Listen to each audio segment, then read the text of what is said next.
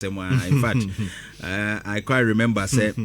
last year Moon Adinano were here calling on those things in That's right. Because now a chassis and kakra you I don't know the way I Galamsey near no say rise agent semu. At the beginning of this year,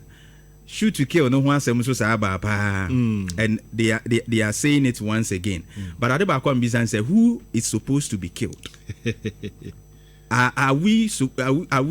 shooting the right people in the bush? And only answer. What do you say? Omo mushe bush is here. No, sa boys no. Sebiu omo eshe wure mu no. Youth no mushe wure mu sa boys no. Omo pa na se wu no. Okay. Ana say ne wokoto excavator no a ye koche excavator na ye hu ni din pa ba ye mpese ye bebo ni din ye mpese ye bekọ akoche no sa big man on na esi ye bo ni two ana say the owo wure mu no okay to shoot to kill no why you shoot no I said your wise e kan e di na temper thank you okay e ba ye last be kai pa and when he said it ye repeat wa re-echo ye said no these people must be killed jomu say yeah, because almost ku ye almost the cyanide mercury ni ade my kidney problems ya you enti say ade wey ye be ku omo ne ye ho beto ya na ye nku omo ye hu say wo chi omo kura na e bi so be ka ho because baby a ade ni free ba na ye ntue ho edi akoye say pipe e ho apai that's right na won ko pa de meso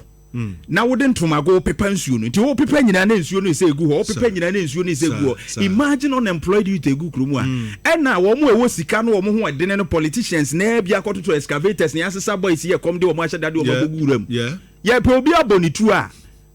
when fire squad ni we nki e bebo obi tu a when e mu ese sa politician excavators no ye nya hu chances number hwan no pick up bia na wo mo chi wa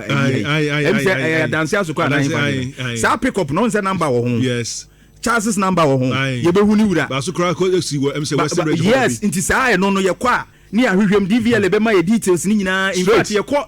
Ghana President Haba ye be hu details ni nyina ni ehu asimes ni akọ pick no immediately 10 yeah free and science CBM on the side ni ye close ho because on the sponsor that's right but if we leave the sponsors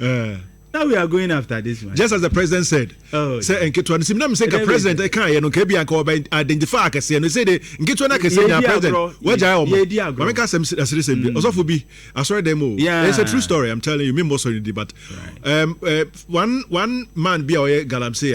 so uskapa tiema for the ball bokese pa asore dem ho na also obeka say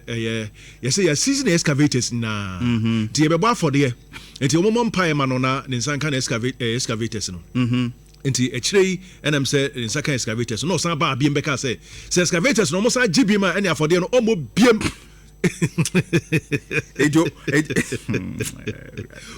Galamsey sofo ketwa ba ko sorry ya sam hunu be na ngofo ni di no